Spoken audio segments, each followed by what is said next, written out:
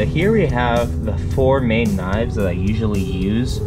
I have some other ones, but these are usually the ones I have when I'm seshing for the long haul.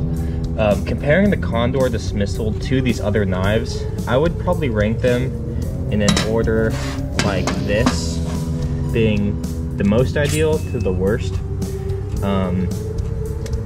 The Condor Dismissal, as you can see, is probably the tallest knife out of these, which is nice. I feel like the bigger knives are better.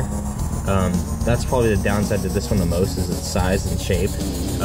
Compared to this one here, the Sureflight, the Condor is actually almost better in some ways, but worse. Some of the reasons it's worse is because it doesn't really need these holes here.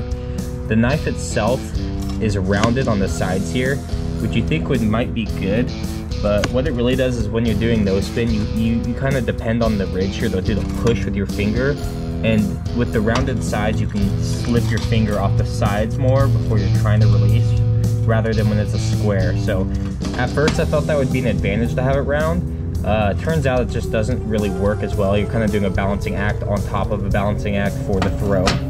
I think that the tip of this knife is really cool, but it has a very sharp blade, which you don't really need for throwing knives. So when you're doing tactical throws and you're throwing like this, you know, and your finger's sliding off, you can actually get a good cut from this blade compared to the other ones on this table. I really do like its length though. I think that's where it excels. It's a good size for a throwing knife. Some of these do feel a little small compared to the Condor, but the Condor, you know, I would say that it's a good knife. I think it's about like a $30 knife, if that's correct. I think it's like a $30 knife. So when you look at this one compared to like the Sureflight to me is just a better choice all around, because the shape of it is just better for no spin, half spin, full spin. Sure, it's a little smaller, but I don't think that really matters too much. If you know how to throw each type of throw, you can really extend it, so you don't really need the extra inch to do that for you. And the price of these, it's probably like $12 each, so you can get almost 3 of these knives for the price of 1 Condor, where if you're doing a lot of no spin, I would prefer this knife anyways. So the Condor is cool to have for variety, and that's what I really wanted to focus on too, just especially for filming videos, is I don't want to see the same knife every time. So I bought the Condor to mix it up, and I have been getting some pretty awesome footage with it that will probably be out pretty soon. It's a great knife for what it is, half spin, no spin, and full spin. It hits all big 3, so that's why I like keeping it. I always like to rag on this one right here, the STZO, and I mean, there's a lot of reasons why.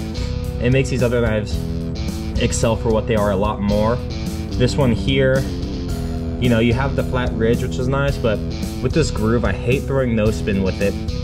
I hate throwing full spin with it, because you really can't get a good grip on it, and because it's so small too, it really messes with how the rotation is. Really hard to slow it down compared to these other ones.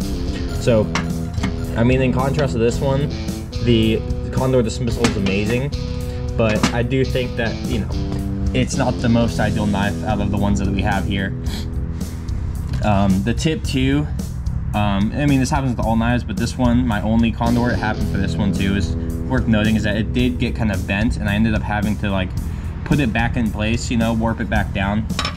But overall, I think it is a good knife to have in your arsenal. I think it's a fun one. I like it a lot. And yeah, let's just get some throws and show it off.